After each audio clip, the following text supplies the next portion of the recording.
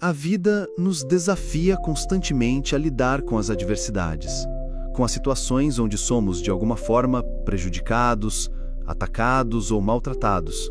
Esses momentos dolorosos muitas vezes são como um campo fértil para a ira, para o rancor e para a mágoa. É muito fácil, quase automático, reagir com o mal, devolver o que nos foi feito, ou até mesmo planejar formas de vingança. Afinal, nossa natureza humana tende a buscar justiça imediata e muitas vezes confundimos justiça com retribuição pessoal. No entanto, a palavra de Deus nos chama para um caminho diferente, muito mais elevado e transformador, o caminho da paz, do perdão, da mansidão e da superação do mal com o bem. Esse caminho pode parecer mais difícil, mas é o único que gera verdadeira liberdade e cura para o coração. Vamos olhar atentamente para o que Paulo nos ensina em Romanos 12, 17 e 21. Ele começa com um conselho poderoso. Não retribuam a ninguém mal por mal. Esforcem-se para fazer o bem diante de todos. Observe que não é apenas uma sugestão leve, mas uma convocação séria, um chamado para viver em um padrão diferente daquele que o mundo pratica. Esse versículo já nos desafia profundamente a sair da nossa zona de conforto, pois retribuir o mal com o mal é uma reação natural, instintiva. Quando alguém nos fere, quando somos alvo de injustiça ou palavras duras, a tendência humana é querer pagar na mesma moeda. Mas o apóstolo nos ensina que a verdadeira força, a verdadeira maturidade espiritual está em responder com o bem, com atitudes de paz e de generosidade que refletem o caráter de Cristo em nós. E é justamente nesse contraste que o Evangelho brilha. Quando o mundo espera ódio, o cristão oferece amor. Quando o mundo espera vingança, o cristão oferece perdão. Logo em seguida, Paulo continua dizendo em Romanos 12, 18: Se for possível, no que depender de vocês, vivam em paz com todos. Esse versículo é extremamente profundo. O que Paulo nos diz aqui é que a paz não depende apenas de uma boa intenção nossa, mas de uma atitude ativa, perseverante, de buscar a reconciliação, de tentar criar um ambiente onde o bem seja a base das nossas ações. Isso exige esforço, humildade, paciência e muitas vezes até renúncia de nossa vontade pessoal. Mas Paulo também deixa claro que nem sempre a outra parte estará disposta a aceitar a paz. E é por isso que ele diz, no que depender de vocês. Ou seja, nós não podemos controlar as atitudes dos outros, mas podemos controlar as nossas. A paz verdadeira começa em nós. Se alguém nos ataca, nos insulta ou nos prejudica, a nossa resposta pode ser a chave para mudar toda a atmosfera daquela situação. Não se trata de ser passivo, fraco ou aceitar injustiças de maneira inerte, mas de escolher, com maturidade e discernimento, não alimentar a violência com mais violência. Trata-se de quebrar o ciclo do mal com uma resposta que surpreende e desarma. O apóstolo segue com um conselho ainda mais desafiador, que nos faz refletir profundamente sobre a necessidade do perdão e da confiança em Deus. Amados, nunca busquem vingar-se, mas deixem com Deus a ira. Pois está escrito, minha é a vingança, eu recompensarei, diz o Senhor. Em Romanos 12, versículo 19.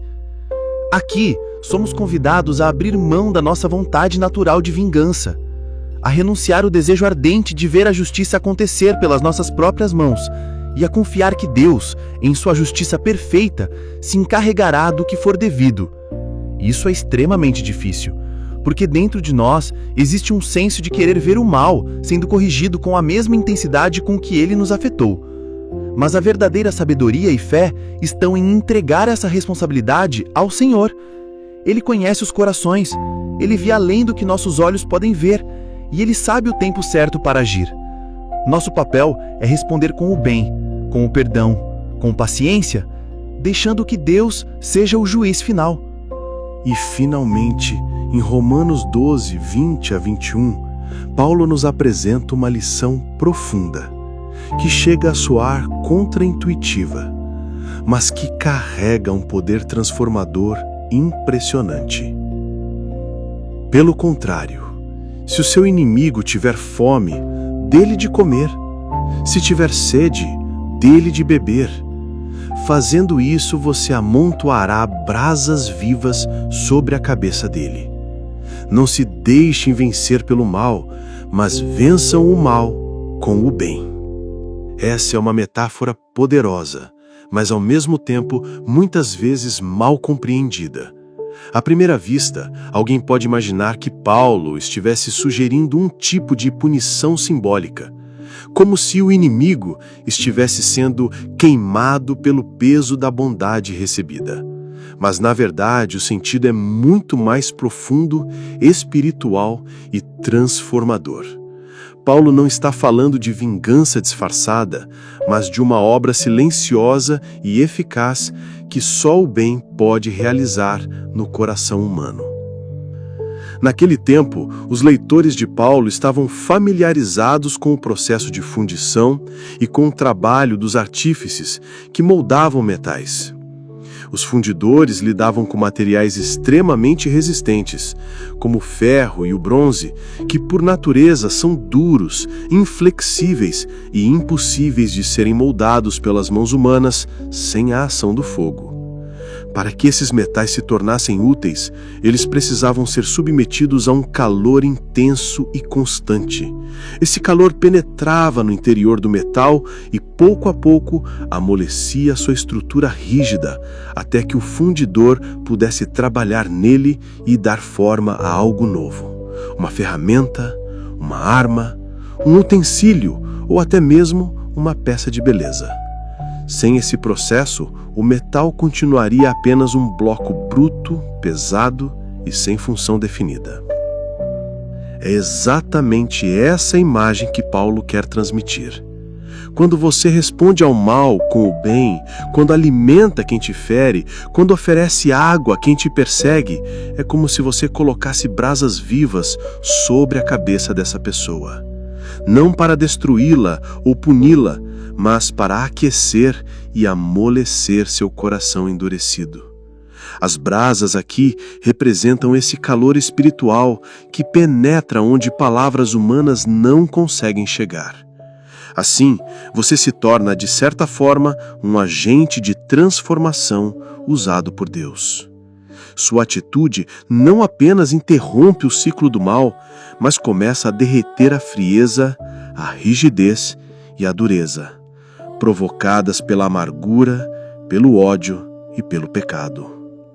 Do mesmo modo que o calor do fogo transforma o ferro em algo útil, bonito e novo, a prática do bem tem o poder de transformar pessoas.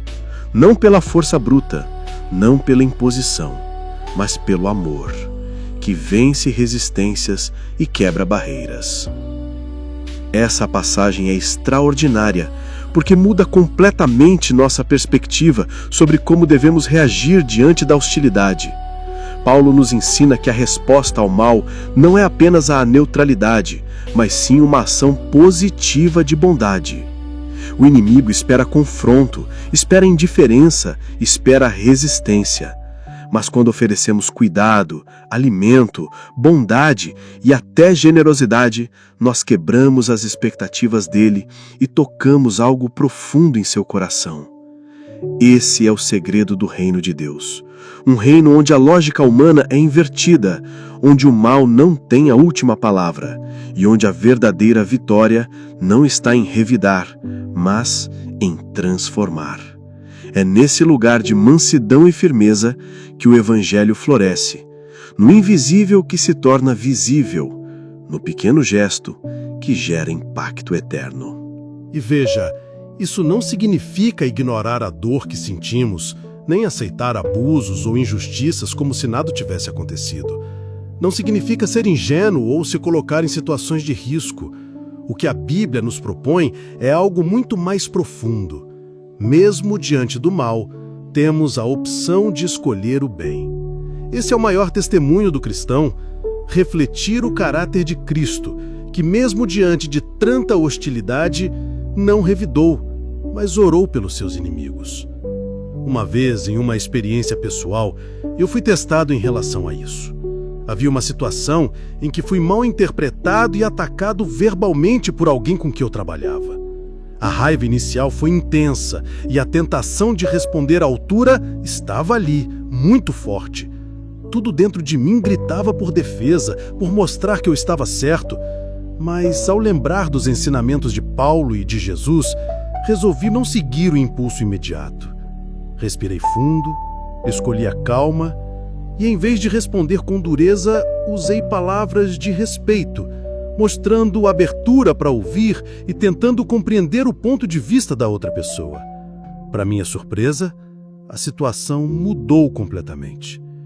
O que poderia se transformar em uma grande discussão terminou em um diálogo pacífico. A pessoa que inicialmente estava tão cheia de raiva acabou se acalmando, pedindo desculpas e até demonstrando um novo respeito pela minha postura. Aquilo me marcou profundamente. Essa experiência me ensinou uma lição valiosa.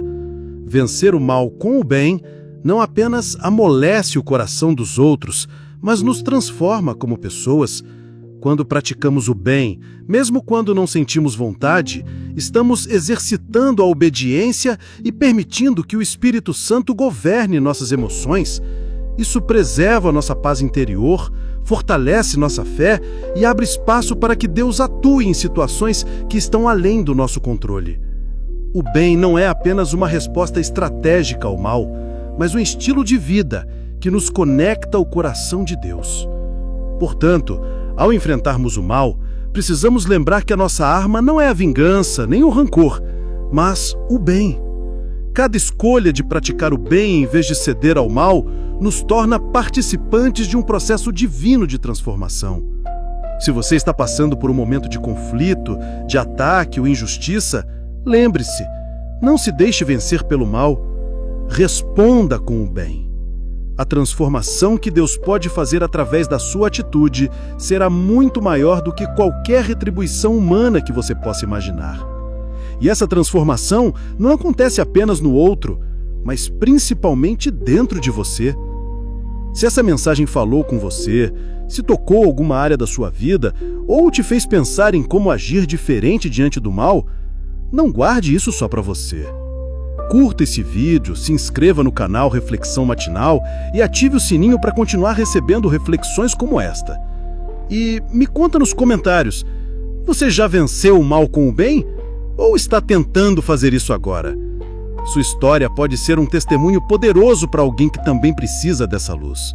E claro, compartilhe este vídeo com quem você ama, com quem precisa ouvir essa palavra, ou com alguém que talvez esteja lutando para não devolver mal com mal. Vamos espalhar o bem, porque, no fim das contas, é isso que transforma o mundo. Um coração de cada vez. Que possamos ser luz em meio à escuridão, que possamos escolher ser instrumentos de paz onde há guerra e que nossa vida seja um reflexo vivo do poder de Deus em transformar o mal em bem.